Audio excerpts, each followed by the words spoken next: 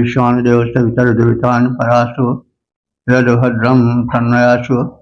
ओम भद्रं कर्णेभिः शृणुयाम देवाः भद्रं पश्येमाक्षिभिर्यत्राः स्थिरैरङ्गैस्तुष्टुवांशुस्तनूभिर्व्यसेमहि देवहितं यदायुः। ओम वेद प्रेमियों सुधी श्रोताओं, संप्रथम सब ऋग्वेद के अष्टम मंडल के 101वें सूक्त के 90वें मंत्र की व्याख्या में प्रवेश करने जा रहे हैं। देवता वायु और शीर्षक है सोम रसार्पण। अब संबंधित मंत्र का सर्वप्रथम सस्वर पाठ हो जाए।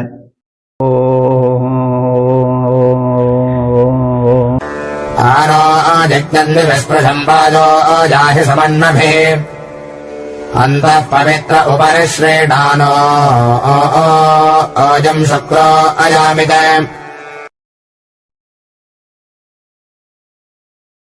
इस 90वें मंत्र में सोमरस की उत्तमता का कथन है और वायु देवता से यज्ञ स्थल पर आकर उसके पान करने का अनुरोध है।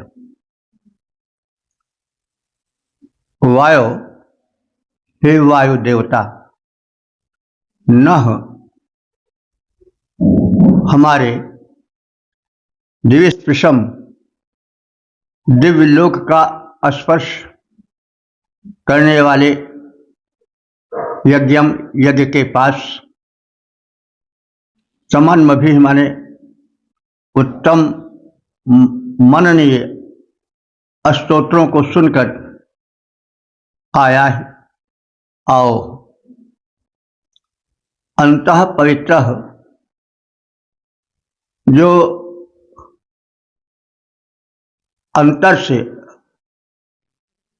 अंदर से और बाहर से पवित्र है। ऊपर माने बाहर से, अंतः माने अंदर से। यह सोमरस का विशेषण है कि वह सोमरस जो अंदर से और बाहर दोनों से पवित्र है, उसे सुनाना है। उस निचले हुए सोमरस के पान हेतु आओ। अयम शुक्र, यह सोमरस शुक्र माने तेजस्वी और स्वच्छ है। ते अयामी, ऐसे सोमरस को हम तुम्हारे लिए प्रदान करते हैं, तुम्हें समर्पित करते हैं। हे वायु देवता, दिव्य लोक स्पर्शी हमारी इस यज्ञ में गीयमान श्रेष्ठ स्तोत्रों के निकट आओ, उसका श्रवण करो और उस सोमरस का जो पवित्रता पूर्वक निचोड़ा गया है, जो विधिवत परिष्कृत है, तेजस्वी है, ऐसे सोमरस का पान करो। हम तुम्हें प्रेम पूर्वक भक्ति पूर्वक समर्पित कर रहे हैं। दिव्य लोक स्पर्शी मेरे यज्ञ के निकट आओ। हे वायु देवता, दिव्य लोक स्पर्शी मेरे यज्ञ के निकट आओ। गीयमान स्तोत्र सुखद को सुनो और सुख पाओ। पवित्रता से सोम निचोड़ा गया हुआ तैयार ग्रहण करो। हे वायु देवता, आग्रह बारंबार। ओम 8:101 देवता वायु, शीर्षक सोमरस सेवनार्थ स्तुति। अब संबंधित मंत्र का सर्वप्रथम सस्वर पाठ हो जाए। वेद्यद्भर्यः पतिभिरजिष्ठैः प्रतिहव्यानि वेदये अधानियुक्त उभयस्य नः पिबशजं सोमङ्गमाशिरम्। इस 10वें मंत्र में भी वायु देवता से सोमपान का आग्रह है और यह भी कथित है कि जो सोमरस उन्हें पानार्थ प्रस्तुत किया जा रहा है, वह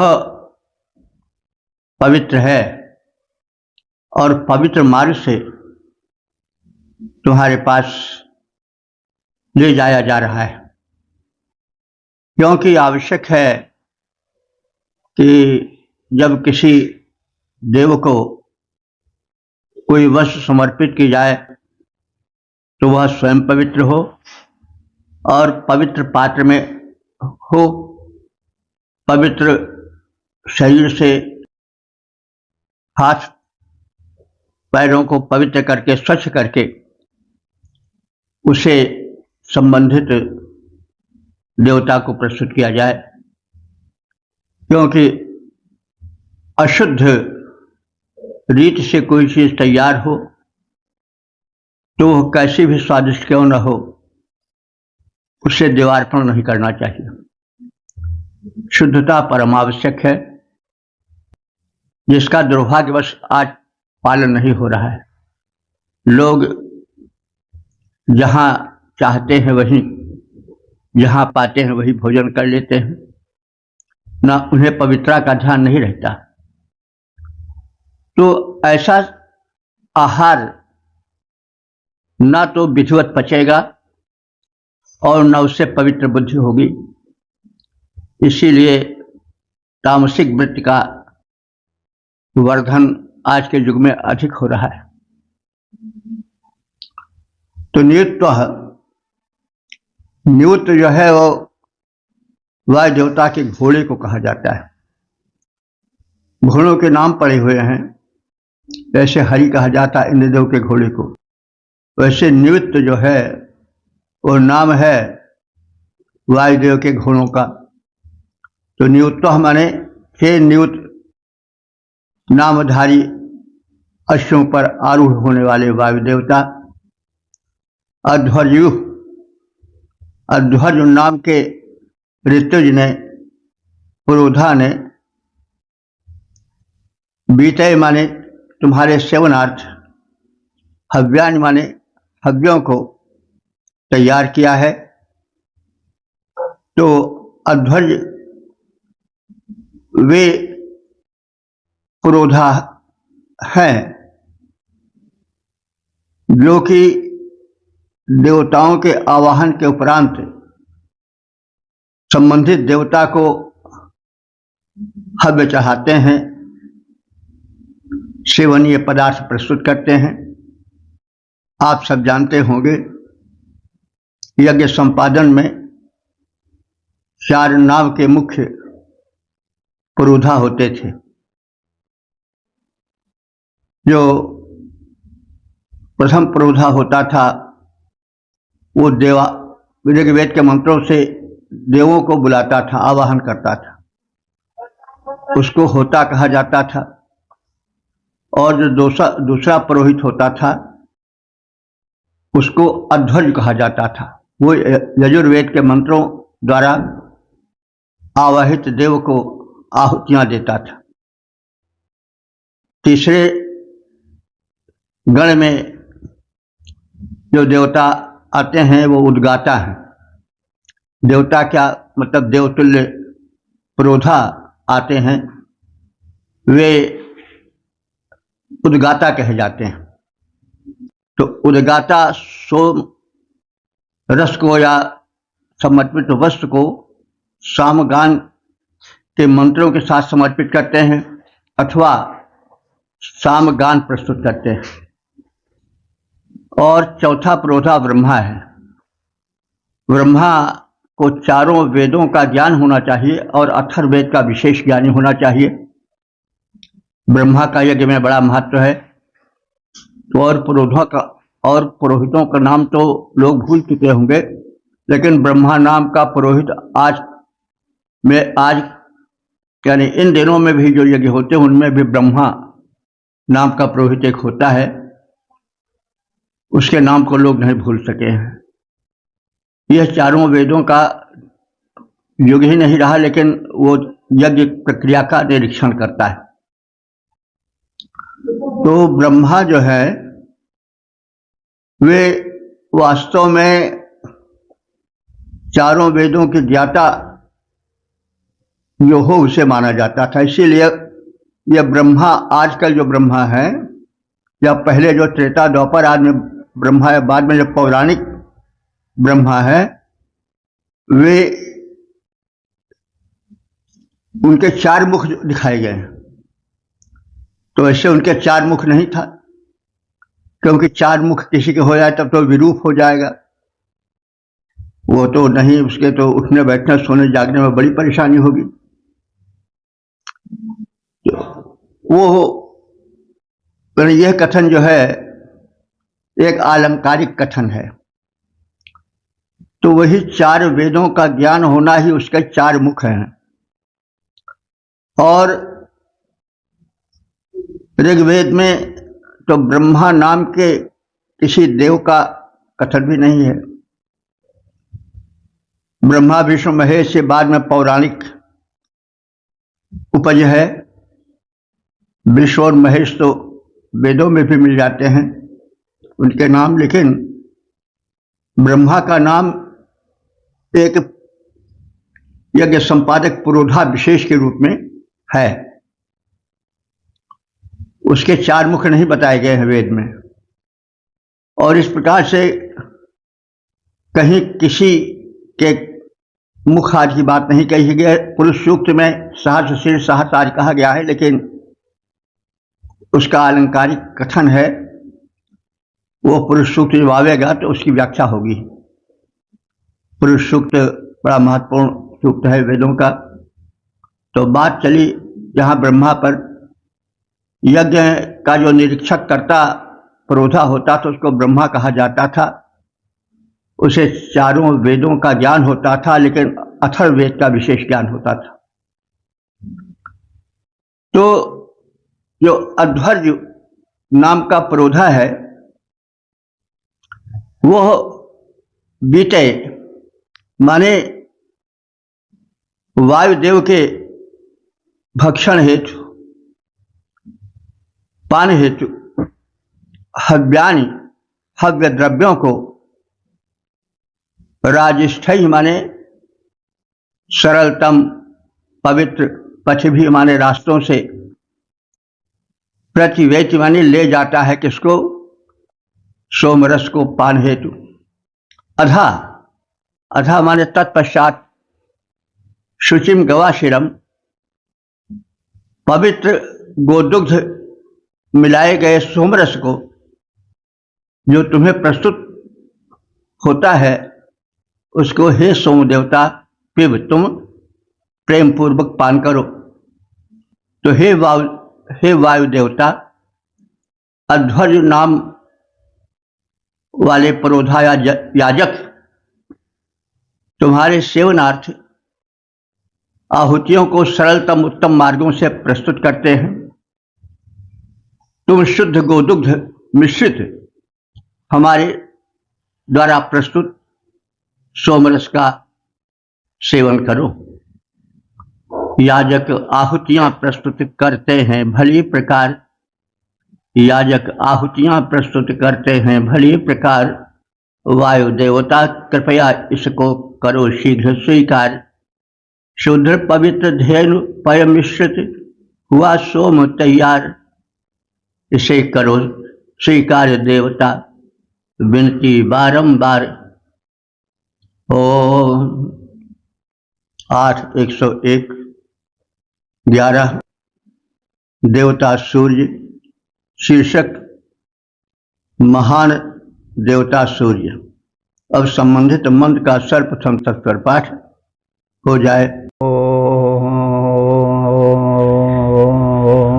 मन्महां असि सूर्यबलादित्य महां असि महस्ते सदो महिमापनस्य तेऽध्यादेव महां असि। इस 11वें मंत्र में यह कथित है कि सूर्य की महिमा अमित है और सूर्य अपनी महिमा के कारण ही सर्वत्र पूज्य है। यह वैज्ञानिक तथ्य है कि सूर्य का ही एक अंश पृथ्वी है और सूर्य के ही अंश रूप में जो नवग्रह हैं, जैसे मंगल, बुध, बृहस्पति, शुक्र, शनि, राहु, केतु आदि, वे सब सूर्य के ही अंश हैं। ऐसा कहा जाता है, वैज्ञानिकों का मत है, किसी समय कोई एक बहुत बड़ा तेजस्वी नक्षत्र सूर्य से मतलब सटकर निकला तो उसके प्रभाव से वेग से सूर्य से गिल्ली नुमा अंश टूट गया और वही बिखर गया इन नवग्रहों के रूप में। क्योंकि ये सब जितने नवग्रह हैं वो सूर्य की परिक्रमा करते हैं, तो जो परिक्रमा करता है वह अंश है और जिसकी परिक्रमा होता है वह अंशी है। तो जैसे इसको हम यो भी समझ सकते हैं कि परमात्मा अंशी है, हम लोग उसके अंश हैं, तो इसीलिए हम लोग प्रार्थना करते हैं परमात्मा की, परब्रह्म की।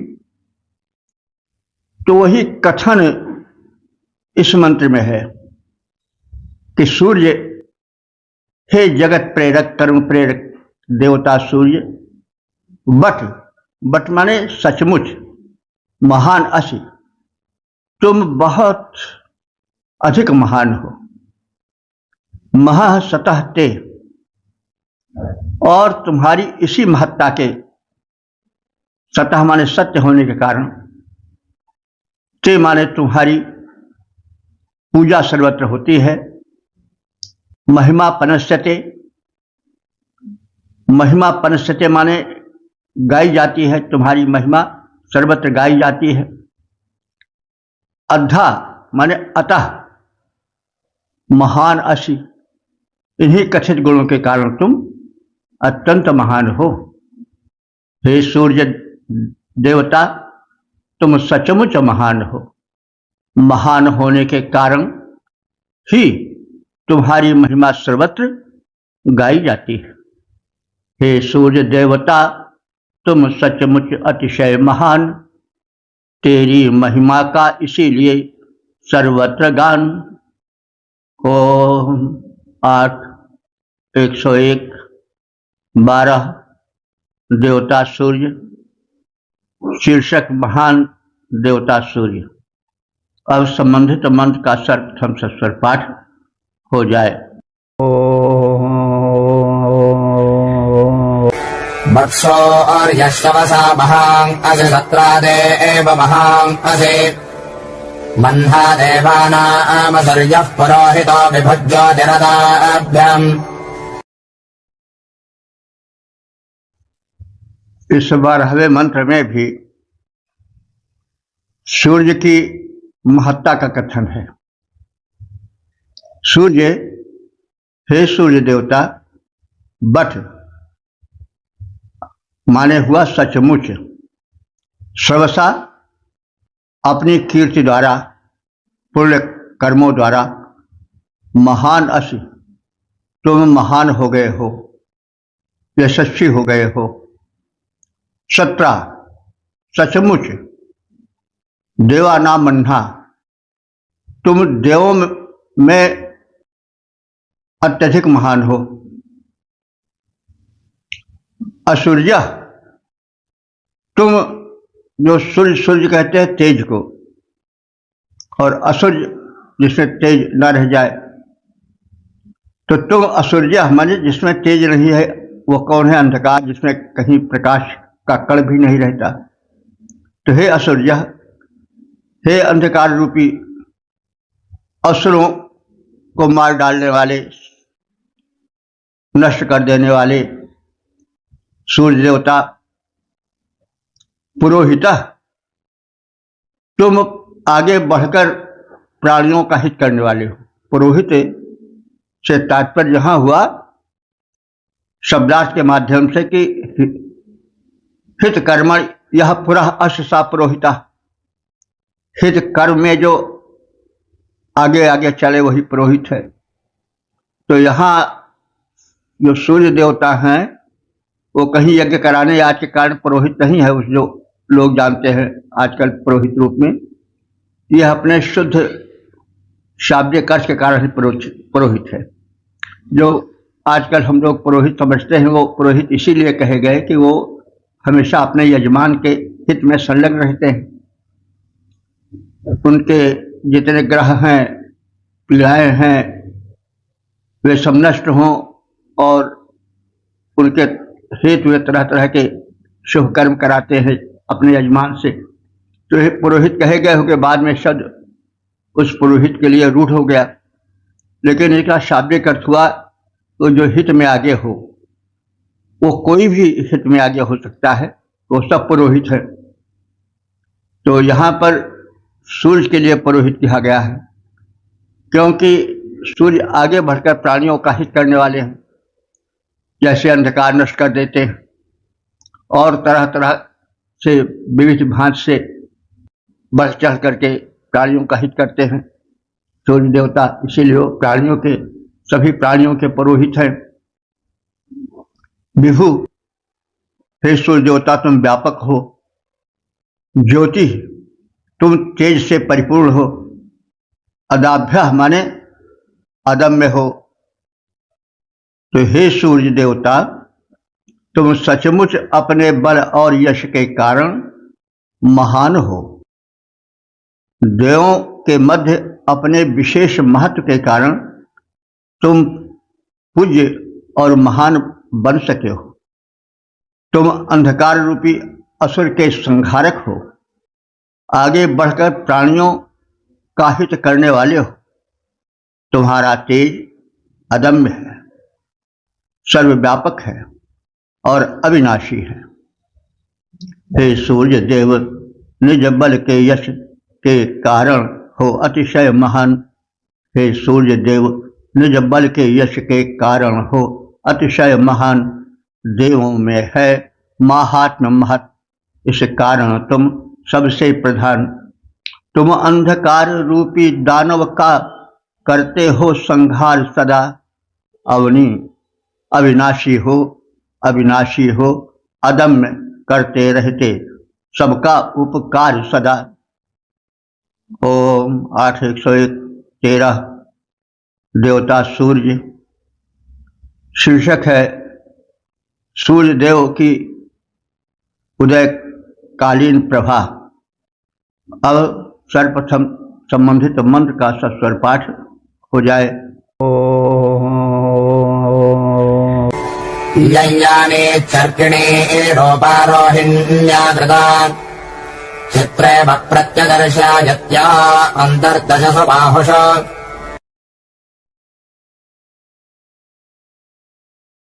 इस 13वें मंत्र में उषाकालीन रवि प्रभा का काव्यमय चित्रण किया गया है, जो बड़ा ही आकर्षक है। यम माने यह, या माने जो, नीची माने नीचे की ओर मुख किए हुए, अकर्णी अस्तुत्या, रूपा माने रूपवती, रोहिण्या माने प्रकाश वाली सूर्य प्रभा। ये देखे इतने जो विशेषण हैं वे उषाकालीन या बिल्कुल उदय, सूर्य के उदयकालीन छटा का कथन है, सूर्य की प्रारंभिक प्रभा का वर्णन है। तो प्रारंभिक प्रभा कैसी है? नीची माने ऊपर रविमंडल से, आकाश मंडल से नीचे की ओर आने वाली है। अर्किणी, अर्किणी माने अस्तुत्य है, पूजनीय है। रूपा माने रूपवती है। रोहिण्या माने प्रकाश वाली, यह सूर्य प्रभा है। और कृता माने जो यह उत्पन्न होती है, उत्पन्न होते ही इस सूर्य प्रभा ने, अंतः माने समस्त विश्व के भीतर दशसु बाहुषु, दसों भुजाओं यानी अंतरिक्ष के दसों दिशाओं में आयति माने आती हुई, चित्रायु चित्र विचित्र चितकबरी धेनु की तरह प्रति आदर्श दिखाई दे रही है। तो यह उषाकालीन प्रभातकालीन प्रभा का वर्णन है, जिसको हम उषा के रूप में भी वर्णित समझ सकते हैं। द्विलोक से नीचे की ओर अपने प्रकाश को बिखेरती हुई सूर्य प्रभा दसों दिशाओं में प्रकाश फैलाती है और चित्रित गाय के समान बड़ी सुंदर दिखाई देती है। अंतरिक्ष से नीचे आती प्रिय प्रकाश अपना फैलाती, अंतरिक्ष से नीचे आती प्रिय प्रकाश अपना फैलाती, चित्रित धेनु समान सुशोभना दसों दिशाओं में छवि छिटकाती।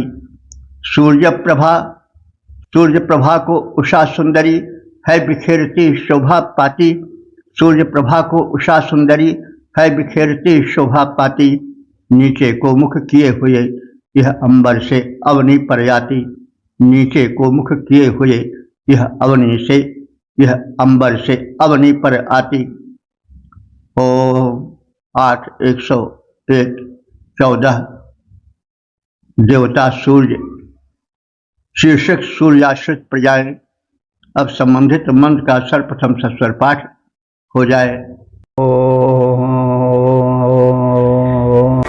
प्रजाहतिस्रो अत्याजमेजर्न्या अन्या अर्कमभितो विविश्वे बृहद्भदस्थो भुवने स्वन्तः पवमानो हरित आविवेश। इस 14वें मंत्र में सूर्य देव की महत्ता का कथन है। सचराचर जगत सूर्याधीन है। तीनों लोकों में जिन प्रजाओं का सृजन हुआ है वे सभी सूर्य देव के आश्रित हैं और सूर्य विराट हैं, समस्त लोकों में व्याप्त हैं। इसका कथन है तिस्रः प्रजा, माने तीनों लोकों में जो प्रजाएं हैं, अत्यायम इयुः, जो चारों ओर छिटकी हुई है, बिखरी हुई हैं, और अन्याः, जो दूसरी प्रजाएं हैं, जो भूमंडल इस पृथ्वी के अतिरिक्त लोकों में है, वे भी अर्कम अभितः विविश्वे, अर्क माने सूर्य, अभितः माने चारों ओर, वे भी सूर्य के चारों ओर बिखरी हुई हैं और सूर्य का ही आश्रय लेती हैं। बृहत माने वे व्यापक महान विराट सूर्य देवता। भुवनेश्वरतः, भुवनेश माने भुवनों के लोकों के, अंतः माने अंदर, तस्थो माने व्याप्त हैं, स्थित हैं। पवमानः माने पवित्र करने वाले वायु देवता भी। हरितः आविवेश, सभी दिशाओं में प्रवेश होने वाले हैं।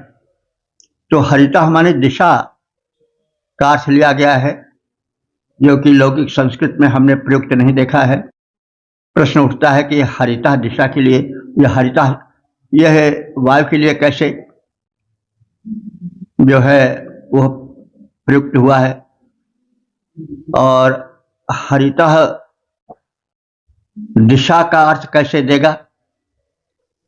तो ही धातु है, उससे हरित बनता है तो हरित तो हरे के अर्थ के अर्थ में भी आता है, और दिशा के अर्थ में कैसे प्रयुक्त होगा। संभव ऐसा है कि जब कोई गमन करता है तो दिशाएं हरित हो जाती हैं, माने हरण कर ली जाती हैं। जैसे कोई मान लो दक्षिण दिशा में है, जब वो उत्तर दिशा की ओर चलता है तो दक्षिण दिशा छूट जाती है, वो हरण कर ली जाती है, और जिसको लोग उत्तर दिशा कहते थे वहां वो पहुंच जाता है। तो इस प्रकार से वो दिशा हरित हो जाती है, यानी हरण हो उठती है। हमारे विचार से अर्थ स्पष्ट हो गया होगा। कोई व्यक्ति किसी स्थान विशेष से आगे चला तो मान लो स्थान विशेष दक्षिण रहा हो, लेकिन जब आगे को बढ़ता है तो किसी का वो उत्तर भी हो जाता है, तो इस प्रकार से वो दिशा हरण हो जाती है। तो इसलिए हरित नाम संभवतः पढ़ा है, क्योंकि हर दिशा किसी स्थान में उत्तर होती, किसी स्थान में दक्षिण, किसी स्थान में पूर्व होती, किसी स्थान में पश्चिम। तो गमन काल में उसका स्वरूप वो नहीं रहता जो किसी समय किसी का रहता है, इसलिए संभवतः हरित शब्द दिशा के अर्थ में इसी विचार, इसी व्यवस्था के कारण प्रयुक्त हुआ हो। तो हरितः आविवेश, जो वायु देवता हैं वो कैसे हैं? पवमाना, पवित्र करने वाले। वायु से पवित्र हो जाती है, जल भी पवित्र होता है, और जैसे पावक से पवित्र होता है, धातुएं पवित्र होती हैं, वैसे वायु से भी जहाँ वायु का स्पर्श होता है वहाँ भी पवित्रता आ जाती है। इसलिए पवमान पवित्र करने के कारण वायु के लिए होता है। तो पवमान माने पवित्र करने वाला वायु भी सभी दिशाओं में प्रवेश होकर के शोभा पाता है। तो हरितः दिशा के लिए प्रयोग होता है। पवन देव सभी दिशाओं में आगे बढ़ते रहते हैं, और जब आगे बढ़ते रहते हैं तो दिशा का बोध भी मतलब पूर्वोत जैसा रहता वैसा नहीं रह जाता है। तीनों लोकों में जिन प्रजाओं का सृजन किया गया है वे सभी प्रजाएं सूर्य देव की आश्रित हैं। वे विराट सूर्य समस्त लोकों में व्याप्त हैं तथा पवित्र बनाने वाले वायु देवता सभी दिशाओं में समाविष्ट हो रहे हैं। प्रातः काल में पवन चल रहा है और सभी दिशाओं में वे व्याप्त हो रहे हैं। जितने भी प्राणी त्रिलोक में सूर्य देव से जीवन पाते, जितने भी प्राणी त्रिलोक में सूर्य देव से जीवन पाते, उन विराट की व्यापकता में आश्रय में है जन्म बिताते। पवन देवता पावन करते, जीवन को हैं धन्य बनाते, सभी दिशाओं में प्रविष्ट हो नव्य चेतनाएं फैलाते। ओ 8, 10, 15 देवता गौ शीर्षक गौ महिमा। अब संबंधित मंत्र का सर्वप्रथम सस्वर पाठ हो जाए। माता रुद्राणाम् दहितावसो नाम स्वसा आदित्यानामृतस्य नाभिः प्रणवो जन्तजगभेदनायमागामनागामजजम् वधिष्ठा।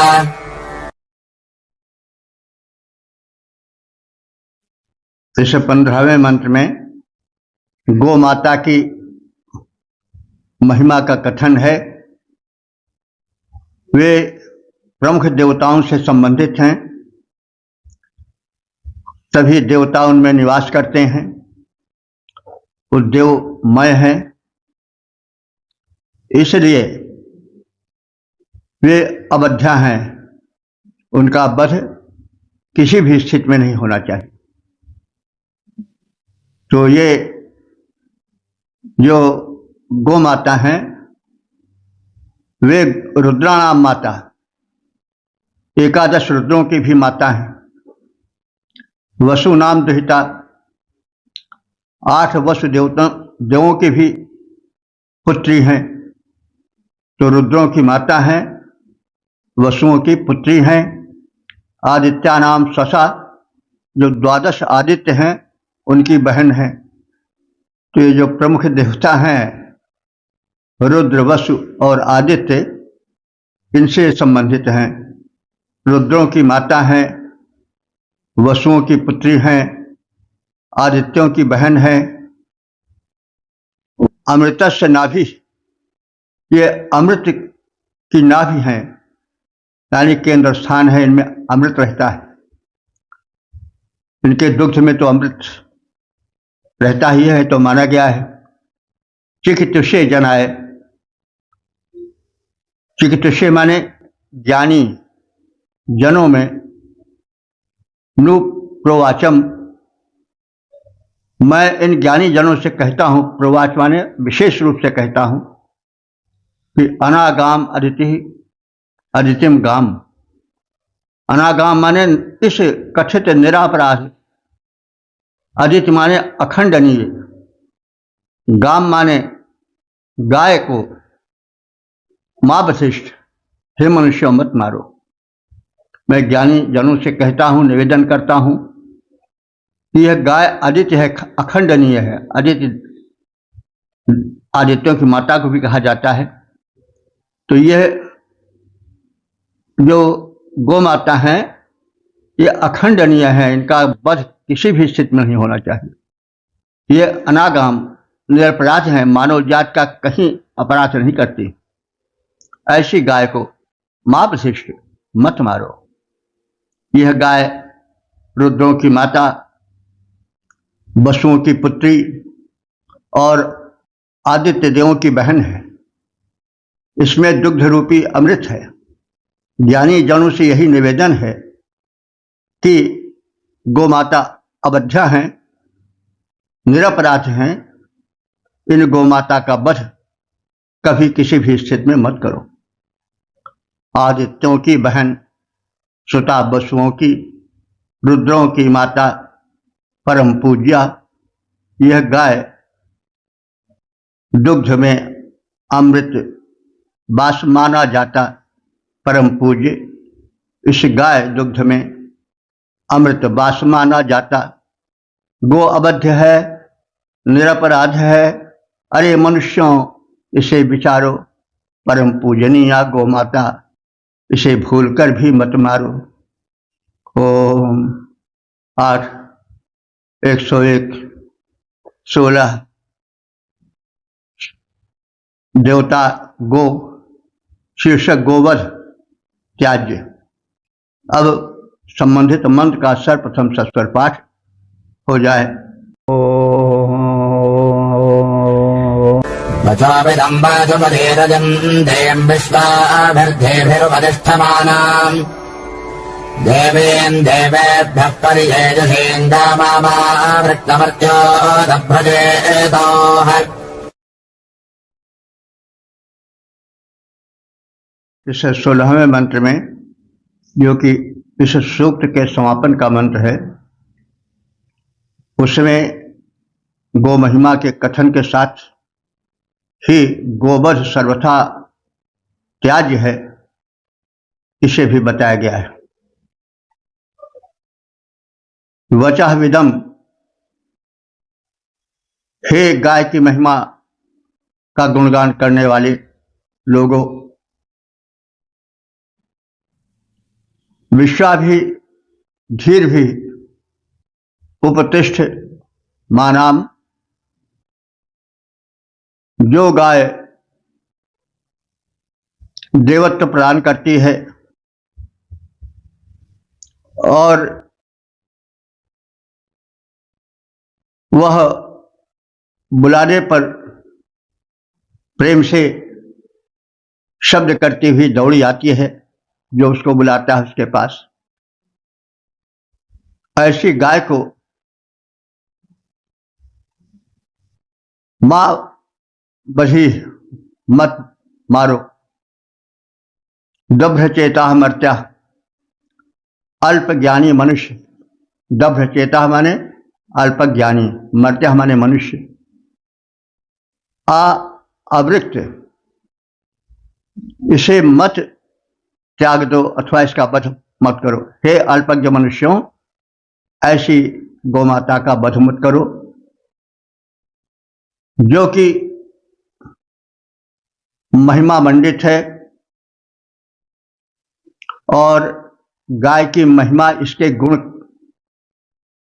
गान करने को प्रेरित करती है। अपनी महत्ता के कारण सर्वथा इसका वर्णन होता है, इसका महिमा मंडन होता है। यह देवत्व प्रदान करती है, बुलाने पर स्नेह व्यक्त करती हुई प्रेम से पास आ जाती है। इन गुणों से युक्त गोमाता का त्याग अथवा वध अल्पज्ञ ज्ञानी ही करते हैं। जो बहुश्रुत हैं अथवा जिनको ज्ञान है वे ऐसा नहीं करते हैं। गाय गुणों से पूर्ण, गाय गुणों से पूर्ण अस्तु, इसकी महिमा गाई जाती, देती है देवत्व, बुलाने पर सशब्द दौड़ी आती। करती व्यक्त स्नेह सर्वथा, मातृ गुणों का है भंडार। ऐसी गो के वध का करते केवल अज्ञानी को विचार, ऐसी गो के वध का करते केवल अज्ञानी को विचार। इस प्रकार से हमने गौ माता के गुणों का ज्ञान प्राप्त किया और उसके वध का सर्वथा निषेध किया गया है। तो गौ माता की महिमा मंडन और उसके वध के निषेध के साथ इस सूक्त का समापन होता है और ऋग्वेद की 8वें मंडल के 101वें सूक्त में 16 मंत्र हैं जिनकी व्याख्या संक्षिप्त में हो चुकी है। इस प्रकार से कुल मंत्र जो अब तक व्याख्यायित हो चुके हैं उनकी संख्या हो चुकी है 7654। तो इस सूक्त में मित्रा वरुण देवता का महिमा मंडन है, आदित्य देवों का है, अश्विनी कुमारों का है, वायु देवता का है और गौ माता का है। तो इन सबकी शक्तियों का, इन सबकी महत्ता का महिमा मंडन हुआ है इस सूक्त में। और सभी देव भिन्न भिन्न गुणों से युक्त हैं। ये सब परमात्मा के भिन्न भिन्न रूप हैं जो भिन्न भिन्न गुणों के साथ बिखरे हुए हैं। मूल में तो उस परम शक्ति के ये अंश हैं जो उसमें समाहित हैं, लेकिन जब सृष्टि होती है तो परमात्मा अपने रूप को भिन्न भिन्न रूपों में विभाजित कर देता है और वही देवता बन जाते हैं। परमात्मा जैसे सबको देता रहता है वैसे ये उसके अंशीभूत प्रकृति के उपकरण आदित्य, मित्र, वरुण, सूर्य, वायु आदि देवता, गौ आदि देवता, ये सब उसी अंशी के अंश हैं और उस अंशी परमात्मा के गुण उनमें बिखरे पड़े हुए हैं। मानवों को चाहिए कि इनके गुणों का गान करें, यज्ञ में पुण्य कार्यों में इनका स्मरण करें और बुलावें और इस प्रकार से अपने जीवन को कल्याणमय बनाएं। तो वेद मंत्रों में मानव कल्याण के सूत्र बिखरे पड़े हैं। कोई भी ऐसा पक्ष नहीं है जो इनमें ना आया हो। गौ की महिमा का अंतिम 3 मंत्रों में विशिष्ट वर्णन किया गया है। गाय में वास्तव में बड़ा गुण है। कहा जाता है कि ये 24 घंटा ऑक्सीजन देती है। इसके स्पर्श से तमाम रोग दूर हो जाते हैं, ऐसा वैज्ञानिक सत्य है। और इसका दुग्ध अमृत माना गया है। तो गो महिमा के वैज्ञानिक ज्ञान से परिचित मंत्रदशा ऋषियों ने मानव कल्याण के लिए अपने विचार व्यक्त किए हैं। उन विचारों का हम सब मानव आदर करें और उन्हें ग्रहण करें। वेदों में भांति भांति के ज्ञानों का प्रवेश है। भिन्न भिन्न क्षेत्र जिनसे कुछ लोग अल्प रूप से परिचित हैं, कुछ लोग बिल्कुल नहीं परिचित हैं, उन सबको वेदाध्ययन से इसका बोध होगा। अब तो वैज्ञानिक शोध भी हो चुके हैं। वेद की तमाम वाणियों, तमाम तथ्यों को सत्य बताया गया है। अभी तक हमने नहीं सुना कि किसी वेद मंत्र को कोई असत्य करने वाला हो। उसमें जितनी वाणी हैं, जितने वचन हैं, वे सब सत्य हैं, परम सत्य हैं। वे कभी भी खंडित होने वाले नहीं हैं। वे मानव मात्र के, प्राणी मात्र के हित से संबंधित हैं और वे त्रिकाल सत्य हैं। भूतकाल में, वर्तमान काल में, भविष्य काल में उनकी सत्यता एक प्रकार से एक रूप है। तो इस प्रकार से वेदाध्ययन द्वारा हम अपना, अपने परिवार का, समाज का, राष्ट्र का और आगे बढ़कर अंतर्राष्ट्रीय कल्याण भी कर सकते हैं। और मानव प्रकृति में सर्वश्रेष्ठ इसीलिए भगवान ने बनाया है कि वह कल्याण प्राप्त करे और कल्याण प्राप्त कराए। वेद जो हैं उस परम शक्ति के सर्वप्रथम निकले हुए विचार हैं, जो कि मानव मात्र के लिए सिद्ध माने जाने वाले विचार हैं। पशु पक्षी सब की महिमा का स्थान स्थान पर कथन है, उनकी वैज्ञानिकता का भी कथन है। तो वेद का ज्ञान बड़ा व्यापक है। कोई भी जीवन का ऐसा क्षेत्र नहीं है जो वेद ज्ञान से बाहर हो। तो इसलिए हमारा अनुरोध है कि हम तो लघु प्रयास कर रहे हैं और जो ज्ञानी हैं वे दीर्घ प्रयास करें और मेरे इस प्रयास को आगे बढ़ाएं। हम अपने को इसी में धन्य मानेंगे। और इस विचार के साथ, इस निवेदन प्रार्थना के साथ हम अपने वाणी को विराम देते हैं। ओम सर्वे भवन्तु सुखिनः, सर्वे सन्तु निरामयाः, सर्वे भद्राणि पश्यन्तु, मां कश्चित् दुःख भाग् भवेत्।